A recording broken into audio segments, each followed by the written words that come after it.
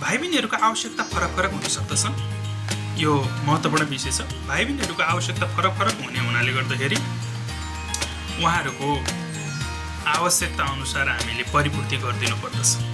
जस्तो कि कसैको परिवारमा होइन, पहिला त उसलाई यो चाहिने नै थिएन, अहिले चाहिँ फेरि तिमीलाई किन चाहियो, अथवा चाहिँ होइन तिम्रो दिदीलाई चाहिने थिएन तिमीलाई किन चाहियो, अथवा चाहिँ तिम्रो दादालाई चाहिने थिएन तिमीलाई किन चाहियो, होइन यस्तो कुराहरू भनेर चाहिँ भाइ बहिनीहरूसँग हामीले बातचित गर्नुभन्दा हरेक व्यक्तिको फरक फरक इच्छा, फरक फरक चाहना, फरक फरक आवश्यकताहरू हुन सक्दछन्।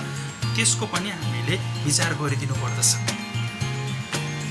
अनि हामी चाहिँ जहिले पनि सही अनि सत्य हुन्छौँ भनेर हामीले भाइ बहिनीसँग त्यसरी व्यवहार गरिरहनु पनि त्यति उपयुक्त हुँदैन। अनि कहिलेकाहीँ हामीले गरिरहेको कुरो पनि गलत हुनसक्छ। हामीले भाइ बहिनीले भन्नुभएको कुरामा रिप्लाई गर्दाखेरि पनि गलत पो भएको छ कि भनेर हामीले एकचोटि चाहिँ अवश्य सोच्नुपर्छ। अब हामी अर्को नम्बरको विषयमा छलफल गर्नेछौँ। भाइ बहिनीहरूले जब ठुलो हुन्छन्, ढाँट्छन्, छल्छन्, झुट बोल्छन्, उनीहरू आफू सेफ हुनको लागि त्यसो गर्छ। तर त्यो कुरो कहाँबाट सिक्छन् भन्दाखेरि त्यो कुरो पहिल्यै सानोमै सिक्छन्। कसै न कसैले त्यसो गरेर सेफ भएको अथवा आफू जोगिएको भाइ बहिनीले देखेको हुन्छ।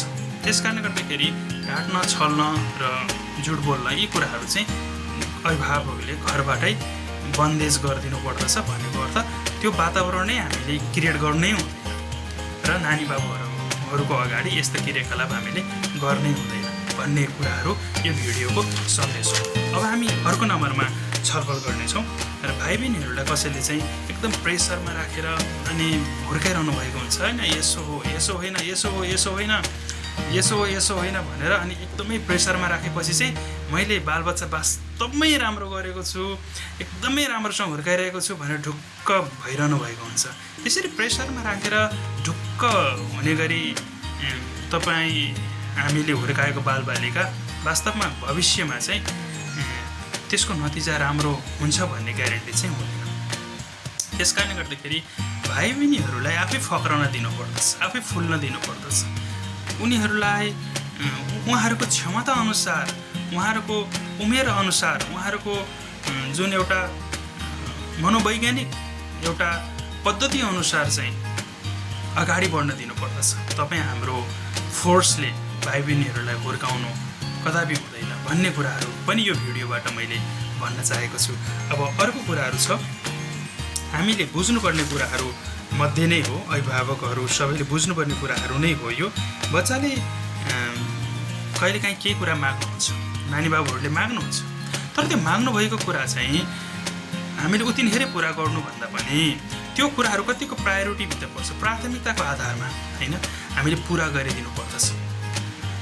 अनि सम्पन्न परिवारका व्यक्तिहरूले त भाइ बहिनीहरूले जतिखेर माग्दा त्यतिखेर पुरा गरिहाल्नुहुन्छ। त्यसको नतिजा पनि हामीले देखिसकेका छौँ। त्यही बच्चा 10 वर्ष 20 वर्ष पछि कस्तो भएको भनेर पनि हामीले बुझिसकेका छौँ। र त्यो बच्चाले जब ठुलो भइसक्नुहुन्छ अनि उहाँले गर्ने व्यवहार अनि त्यो पनि प्रष्ट देखिएको छौँ। हामीले अलिकति असहज भएको छ, किनभने हामीले भाइ बहिनीहरूले यो कुरो बुझाउनु पऱ्यो कि त्यो चिज चाहिँ कसरी आएको छ, ड्याडी मम्मीको योगदान त्यो चिज किन्नमा कतिको भूमिका रहेको छ, कतिको योगदान परेको छ भन्ने कुरो हो। हुन त ससाना बच्चाले त त्यो कुरो थाहा नपाउन सक्छन्, तर स्कुल उमेरका भाइ बहिनीहरूले चाहिँ अब त्यो कुरो बुझ्ने चेष्टा चाहिँ गर्नुहुन्छ। त्यसकारण सबै कुरोहरूमा हुन्छ भन्नुभन्दा पनि ल पख है त यो कुरो चाहिँ हुन्छ, यो कुरोलाई चाहिँ केही समय पख है त भनेर बिस्तारै विचार गर्दै र नानी बाबुहरूलाई नि त्यो सामानप्रतिको सामान किनेर ल्याएपछि हामीले त्यसको महत्त्वको विषयमा, त्यो किन्नलाई लाग्ने लागतको विषयमा बुझाएर मात्रै हामीले सामान खरिद गरिदिनु उपयुक्त हुँदछ। किनभने सबै कुरो पैसाले नै आउँछ भन्ने कुरो जब भाइ बहिनीहरूले बुझ्दछन् त्यसपछि ड्याडी मम्मीहरूको पनि महत्त्व घट्न थाल्दछ। भाइ बहिनीहरूले पनि ड्याडी मम्मीलाई त्यति महत्त्वभित्र राख्नुहुन्न है। त्यस कारणले गर्दाखेरि हामीले के बुझ्नु पर्यो भन्दाखेरि अभिभावकहरूले भाइ बहिनीहरूको सबै चाहना इच्छा पुरा गरिदिन्छु, मैले सुखै सुखमा राख्छु, दुःख काट्नै दिन्न भन्ने हिसाब किताबले भन्दा पनि भाइ बहिनीहरूलाई उहाँहरूको उमेरअनुसारको क्रियाकलापमा घरमा सामेल गराउनु पर्यो, उहाँहरूले सक्ने कामधन्दा सानैदेखि लगाउनु पनि पर्यो। अर्को नम्बरमा चाहिँ भाइ बहिनीहरूको आवश्यकता छ, उहाँहरूको इच्छा छ भन्दैमा सबै कुराहरू उहाँहरूको डिमान्ड पुरा गरिरहने भन्दा पनि केही डिमान्डहरूमा चाहिँ हामी रोकिनु पर्दछ, ताकि त्यो डिमान्डको विषयमा नानी बाबुहरूलाई प्रष्टसँग अभिभावकहरूले किन किन्ने, कसरी किन्ने, के को निम्ति किन्ने, यो किनेर के फाइदा हुन्छ भन्ने कुरो सबै छलफल गरेर अनि हामीले किनिदिनु पर्दछ। अनि त्यसो हो भने भाइ बहिनीहरूले पनि अभिभावकहरूको सबै कुराहरू बुझ्ने कोसिस पनि गर्नुहुन्छ। यसरी चाहिँ एउटा राम्रो सम्बन्धको पनि विकास हुन पुग्दछ। भाइ बहिनी स्वयंले पनि त्यो सोच्ने मौका पाउनु हुँदछ। नत्र भने अब मागे कि किन्दिने भएपछि अभिभावक चाहिँ एउटा सामान डेलिभरी गरिदिने व्यक्तिको रूपमा मात्रै राख्नुहुन्छ, बाँकी कुराहरू सोच्न भ्याउनुहुन्न भाइ बहिनीहरूले। त्यस कारणले गर्दाखेरि अब अर्को विषयमा हामी छलफल गर्नेछौँ।